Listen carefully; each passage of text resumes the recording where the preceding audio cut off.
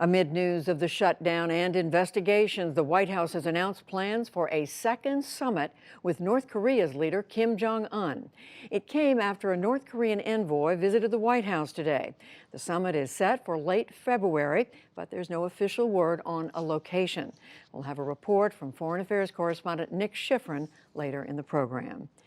The United Nations Human Rights Office is demanding that Zimbabwe's government end a violent crackdown on fuel hike protesters. UN officials say that security forces are using fear and intimidation and conducting door-to-door searches at night. More than 600 people were arrested this week alone. The government has also ordered a total internet blackout. In Bogota, Colombia, the death toll from a car bombing rose to 21 people overnight. Dozens of others were wounded in the country's deadliest attack in 15 years. The Thursday blast targeted a police academy. Officials said today that the bomber was a member of Colombia's last remaining rebel group known as ELN. Back in this country, anti-abortion activists staged the 46th annual March for Life in Washington. Thousands walked from the National Mall to the Supreme Court after Vice President Pence touted the Trump administration's anti-abortion policies. We know we still have much work to do. So we urge you to stand strong. Stand with that love and compassion as you stand for life.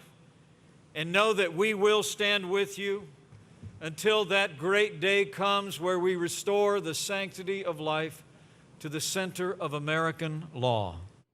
President Trump addressed the crowd in a pre-recorded video message. He promised to veto any legislation that, in his words, weakens the protection of human life. Teachers in Los Angeles staged their own mass rally today. They've been on strike for 5 days, demanding higher pay and new limits on charter schools. Negotiations have now resumed with city officials. Los Angeles has the country's second largest public school system with some 640,000 students.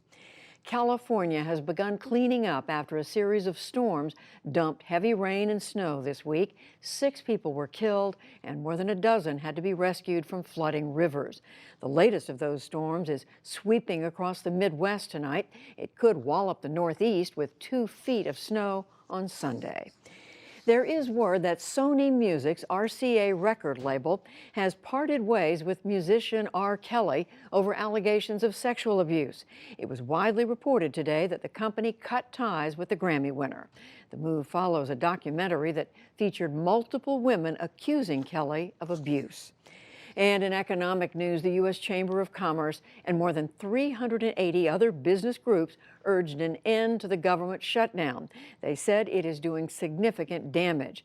This, as the head of the New York Federal Reserve Bank said the shutdown could cut growth this quarter by up to 1%. But Wall Street shot higher today on new optimism about U.S.-China trade talks. The Dow Jones Industrial Average gained 336 points to close at 24,706. The Nasdaq rose 73 points, and the S&P 500 added 35. Still to come on the NewsHour, lawmakers call Paul to investigate if the president instructed his lawyer to commit perjury. Plans for a second nuclear summit with North Korea. The shutdown's effect on the people who live and work in the Washington, D.C. metro area, plus much more.